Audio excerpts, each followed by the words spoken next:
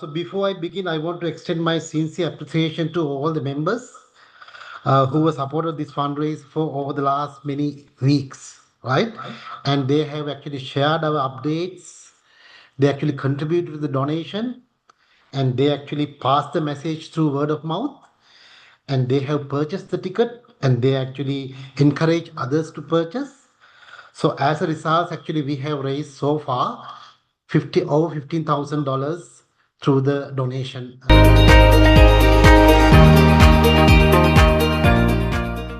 Good evening to everyone. Thank you for joining this forum today. On behalf of Peradeniya Alumni Victoria Chapter, I'd like to welcome every one of you. I'm delighted to introduce Professor Terrence Madhujith, the Vice Chancellor of the Peradeniya University, who will be with us tonight, and he will give us a good introduction of the flood damage, from which in return we can identify the areas that we can help with. The recent floods has caused major damage to the university infrastructure, animal farms, communication systems, and research, etc. So rebuilding estimated around 38 million. Therefore, our Alumni Association came forward to hold a fundraiser to help the university with urgent needs. Every dollar that we raise will go directly to priority projects identified by the university. So thank you once again for everyone for their amazing effort from the start to rebuild our alma mater, Peradeniya University. Thank you, everyone.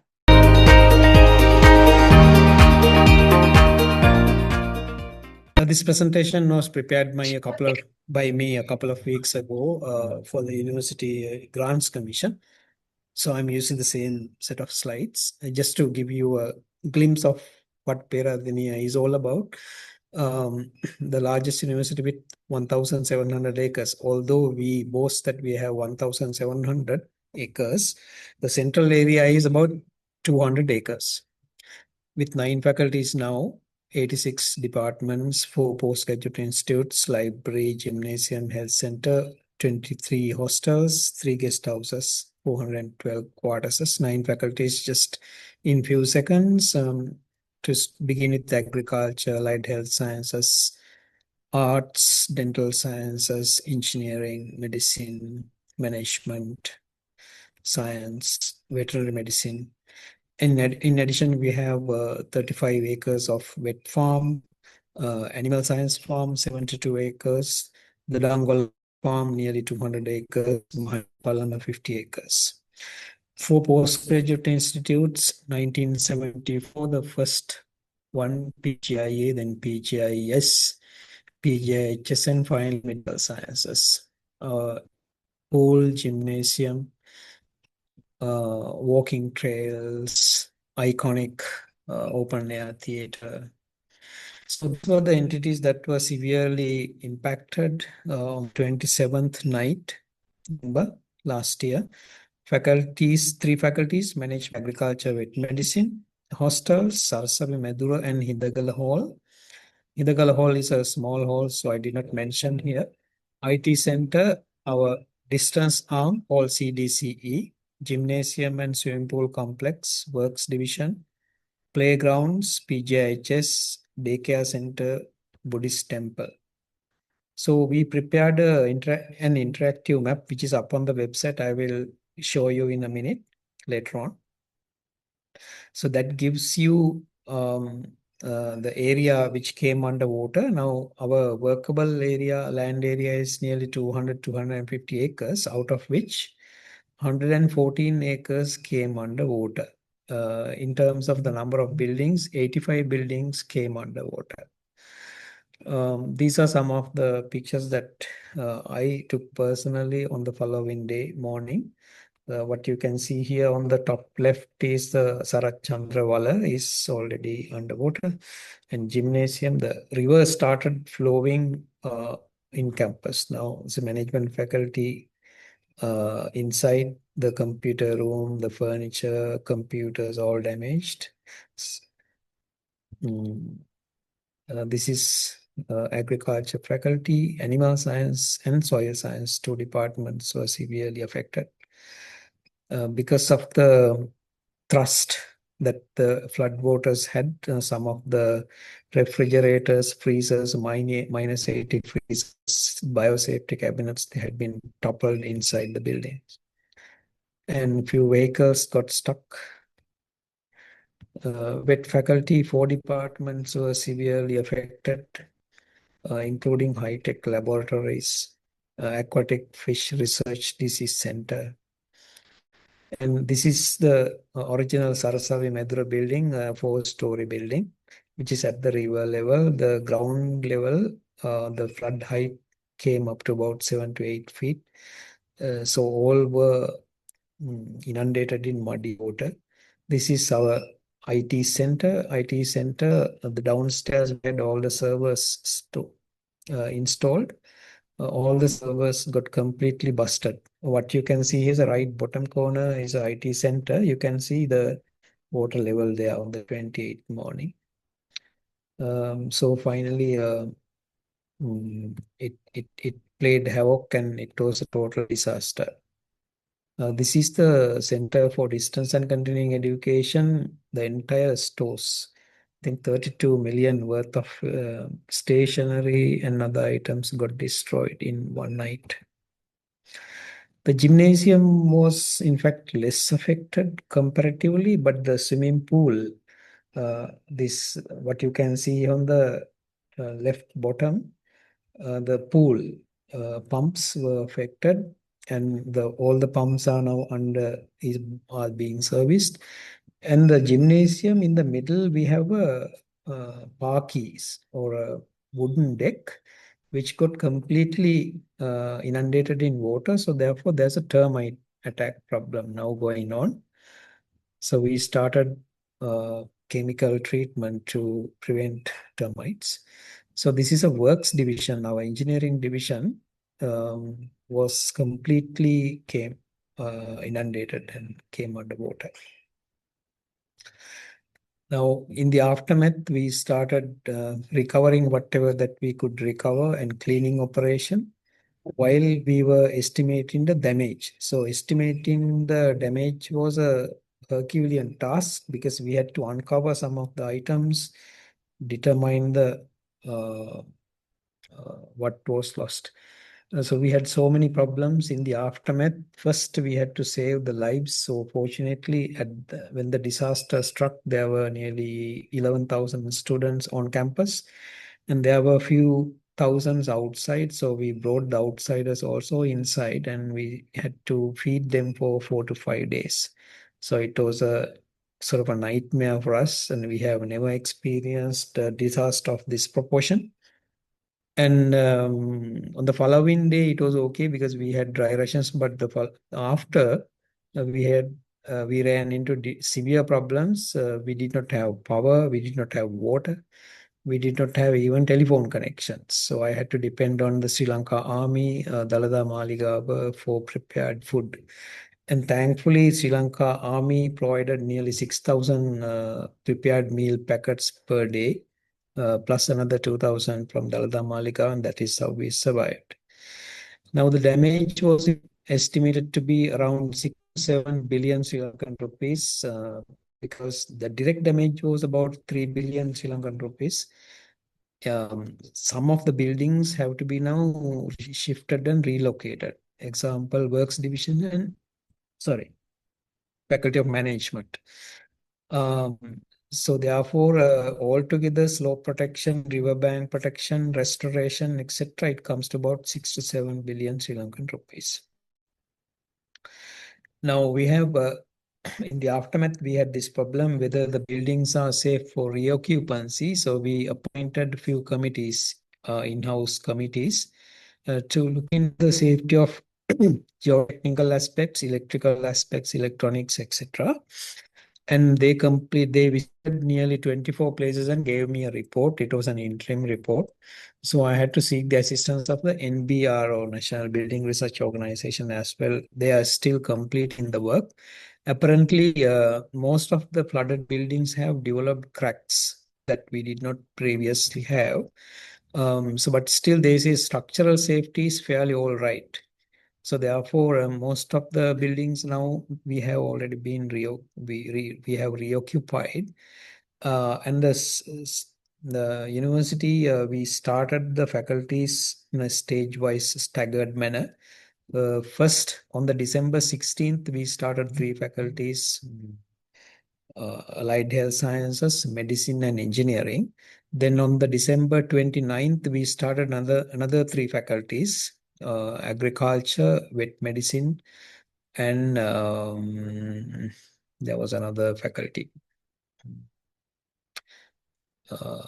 Now, in January 10th, we started 2 more faculties, science and arts. Now, management is already started. So, nearly almost all batches are now in, except for few management batches.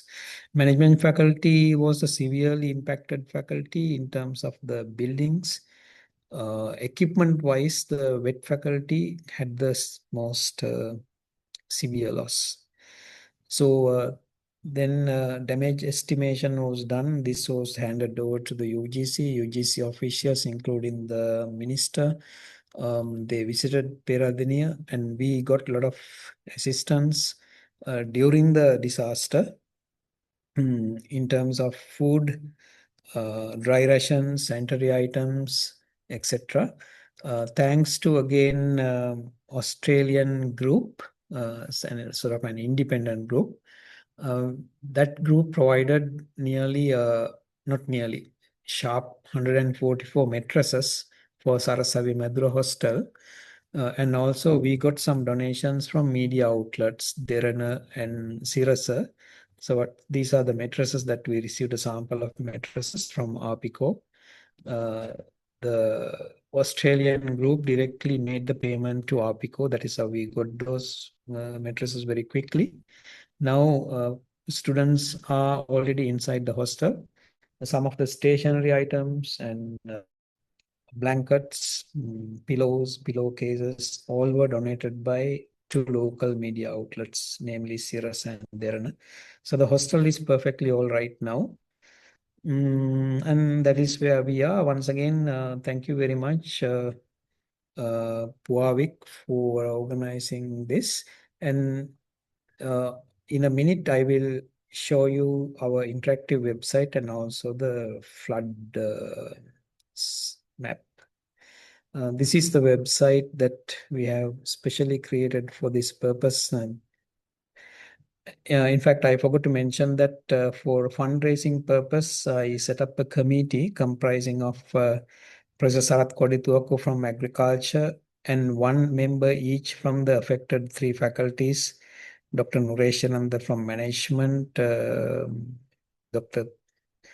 Who is Dr. Piumali from science is serving as a secretary. She is doing a marvelous job. A lot of communication have to happen. And Professor Lamavansa, the former Vice Chancellor from Faculty of Medicine. And who else? Dr. Piumali? Dr. Anupama from Vet Faculty. Dr. Sampath Lokugalapati Sampath Lokugalapati from Vet Faculty, yeah. So this is the website.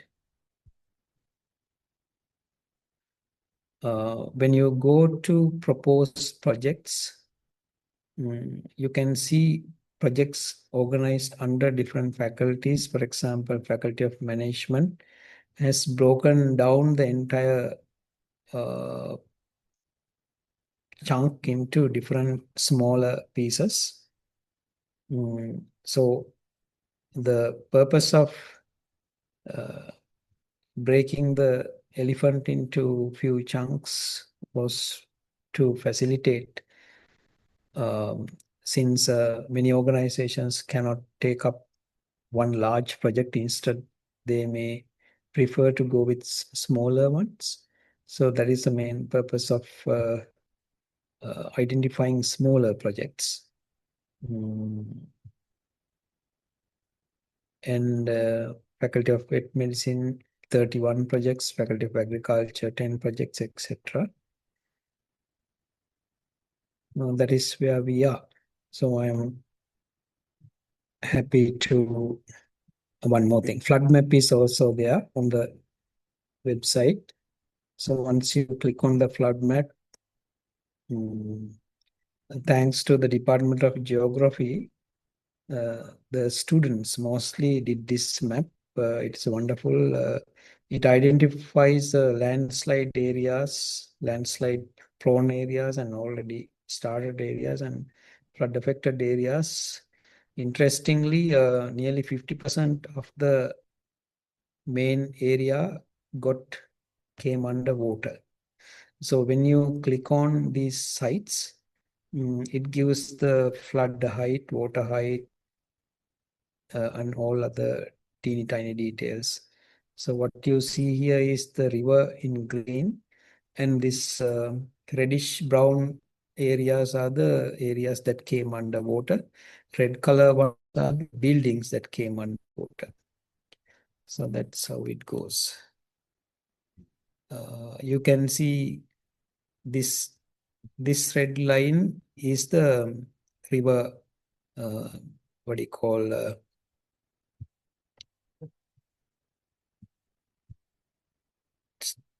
maneuvering is a little difficult. I'm trying without a mouse. Yeah.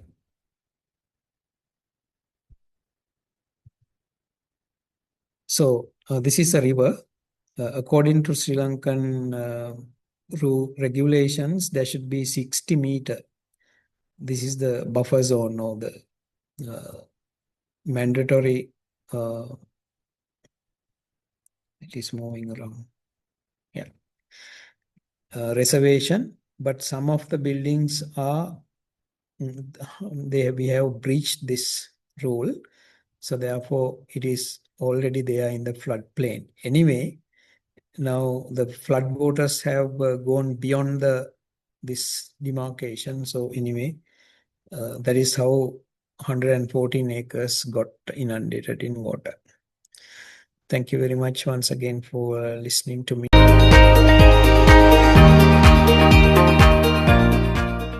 We have a subcommittee of 5 of us, including myself, our President Preeti, and Chandan and a few others, to decide on which projects we are doing from this money.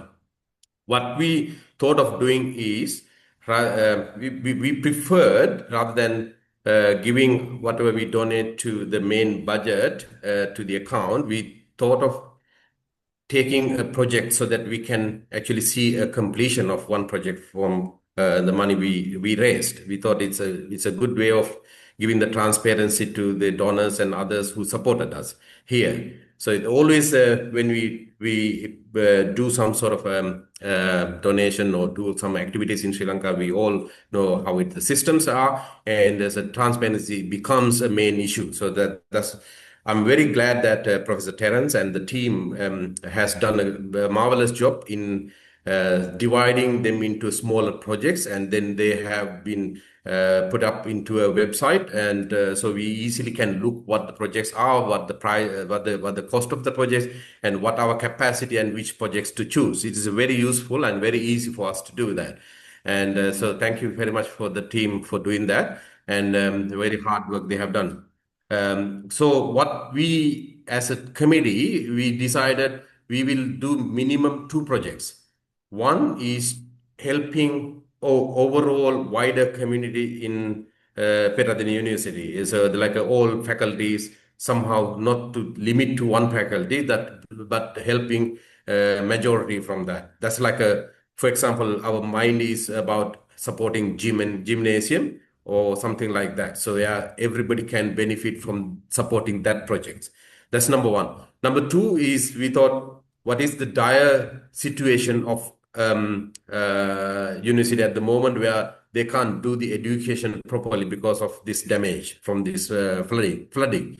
So immediate necessity which faculty need that to recover and start their education back again as soon as possible. So that is our second priority, was to give our donation for that. That is what we are discussing with different projects. So we are still discussing that with our team, but currently we are working towards helping a project in veterinary faculty.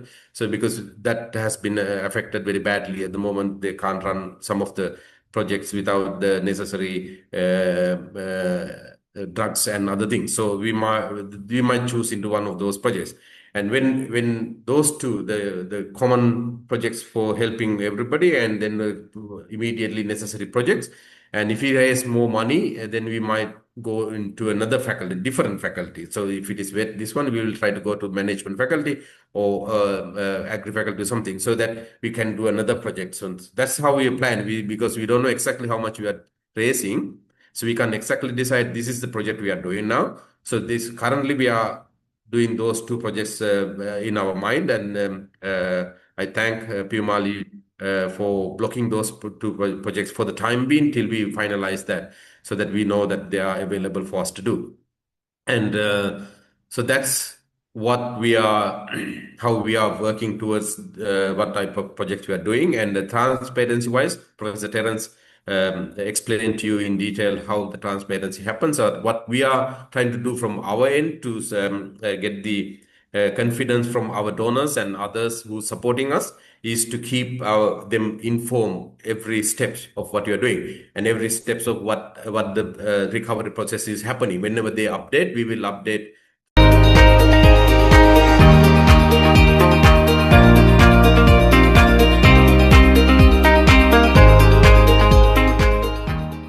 That I can certainly address with 100% confidence. Now, when this happened, that is why I did not rush into this.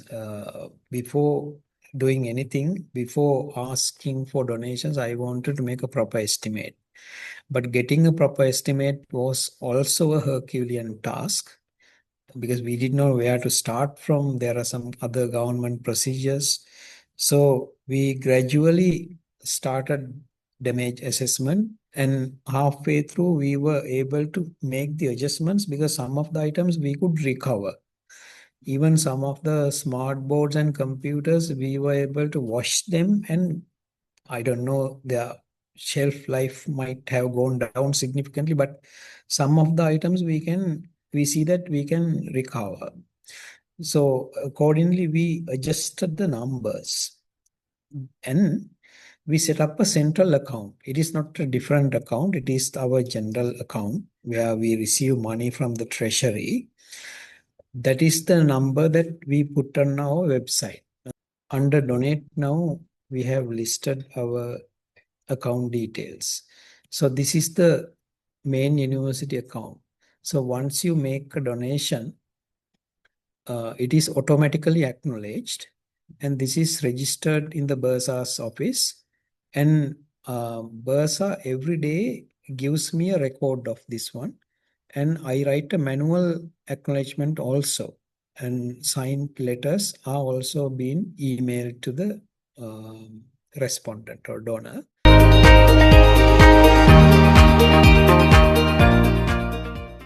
Yes, we have already decided to shift the management and vet faculties away from the flood-prone areas. But of course, because of the current situation in the country, we cannot abandon any of these buildings. So instead of abandoning the buildings completely, we are going to repurpose the buildings. That is what I suggested. For example, without storing sensitive equipment, documents, etc. in the ground floor, which is a usual practice now. Usually our heavy equipment, sensitive equipment are in the ground level or basement. IT center, for example, all the servers were located in the basement.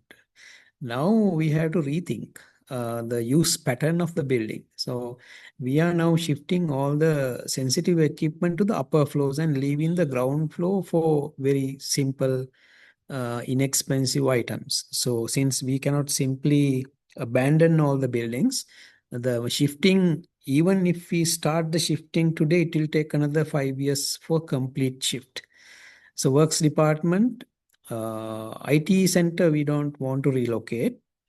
Management and vet, of course, we have to probably relocate. And we have already prepared the plans also, which were submitted to the UGC for their approval. And it should be approved by the Treasury and other entities. So it is already underway. Yes, a very valid question. At least these three would be relocated.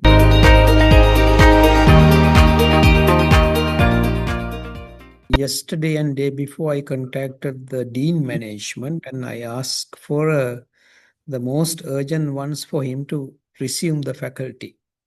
So he gave me a list of equipment, mostly the photocopiers, printers, computers, and smart boards. As long as he has these pieces of equipment, then he said he could go ahead.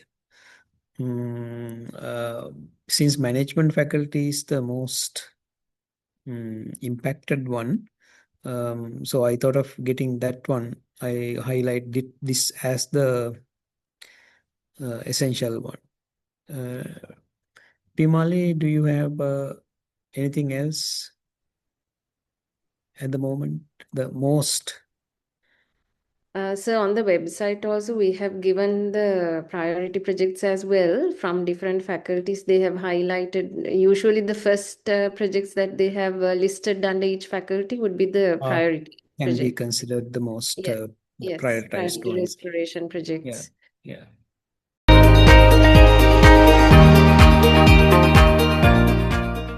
This is one of the questions that I asked her, and she said definitely the ministry will help getting this exemption. So, and also I contacted the Custom Director General, and there are many of my batchmates were working at the high level in the customs also.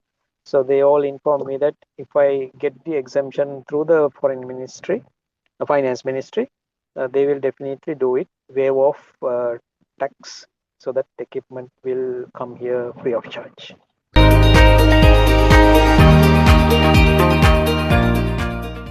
I should express my heartfelt gratitude to Puavik on behalf of the entire university community. Chandana, Jagat, Preeti, Kapila, Koshala, Upali, and all the entire Australian community. Alumni associations, they are a tower of strength for us. I can remember during the COVID period and economic downturn 2022-2023. There was some 6 unfortunate deaths reported from University of Peradeniya. That is that time I can remember. Australian Alumni Associations helped us a lot. We did not have a professional counseling system, and thanks to Australian chapters, we were able to initiate that capsule center with the help of 6 professional counselors, which is running very well now. They have attended to more than 400 students by now. That is one thing. The other thing is that during the disaster, you have been helping us a lot, pledging, encouraging us to do work, get funds. I know that these are hard-earned money from our alumni. So I will, as a CEO of the university during my tenure, I will make sure that every cent, every dollar, every penny that we receive as donations will be best utilized for the betterment of generations. Thank you.